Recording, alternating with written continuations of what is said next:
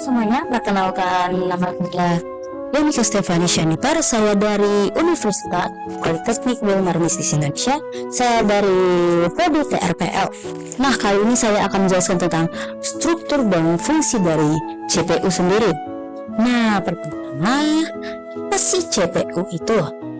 Kalau kita bisa singkat nih ya, secara garis besarnya itu CPU adalah bagian utama dari komputer yang bertindak seperti operasi sistemnya ya.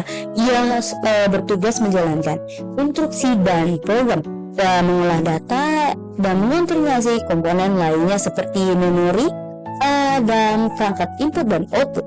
Nah, di sini ada struktur dari CPU sendiri. Di sini ada 5 dan yang kelima ini terbagi 2 jenis utama ya. Yang pertama itu ada Arithmetic Logic Unit atau kita singkat aja ALU, yaitu bagian yang menangani operasi matematika seperti penjumlahan, pengurangan, dan juga sebagai logika seperti perbandingan ya atau tidak, yang menerima data dari register dan menghasilkan hasil perhitungan. Seperti itu ada CPU atau Control Unit, yaitu mengatur alur kerja CPU ya, seperti mengatur komunikasinya juga. Lanjut kita di register. Nah, ini adalah sebagai penyimpanan sementara berkecepatan tinggi di dalam CPU sendiri.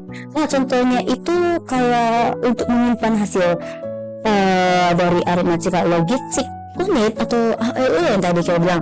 Seperti juga untuk melacak instruksi berikutnya dan juga untuk menyimpan kondisi seperti error ya. Seperti itu yang keempat ada change memory, yaitu memori yang cepat ya, yang menyimpan data sering digunakan agar CPU tidak perlu selalu mengakses RAM yang lebih lambat. Dia ini seperti meningkatkan kecepatannya daripada dia lebih cepat dari RAM lah. Itu ada arsitektur CPU.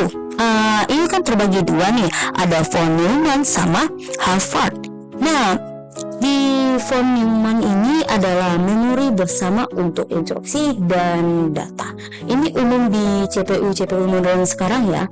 Seperti itu ada Harvard ya, itu memori terpisah untuk instruksi dan data.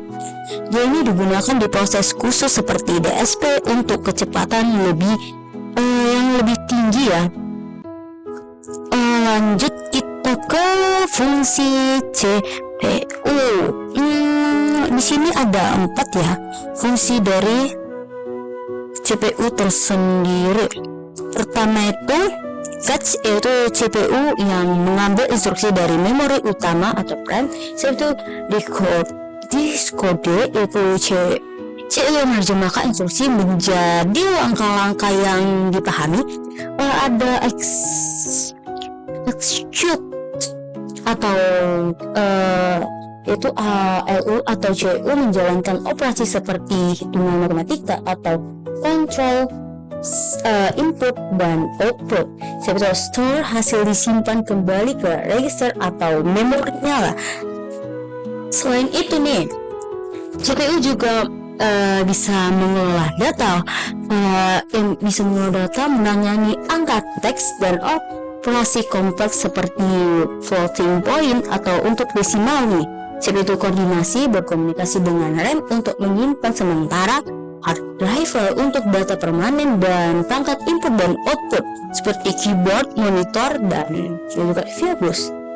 Dia juga multitasking. Seperti multitasking itu maksudnya kayak CPU modern dengan multi core dapat menjalankan beberapa tugas sekaligus seperti browse web sambil main musik. Jadi kita bisa mendengar musik sekalian membuka aplikasi-aplikasi lainnya kita bilang.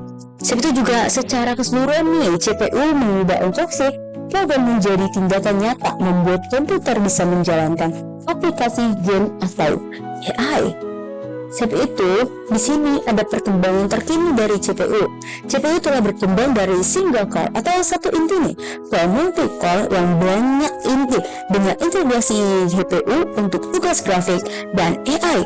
Tantangan seperti panas dan konsumsi energi di atas dengan inovasi seperti chip, GKD atau neural matrix atau kita sebut mirip otak manusia ya. yaitu tren masa depan termasuk CPU Core untuk komputer super cepat. Oke, cuma sampai di situ aja penjelasan tentang struktur dan fungsi dari CPU. Baiklah, sekian dari saya Lemika Safari Syanipa. Mohon maaf kalau ada salah kata. Sekian dari saya, terima kasih.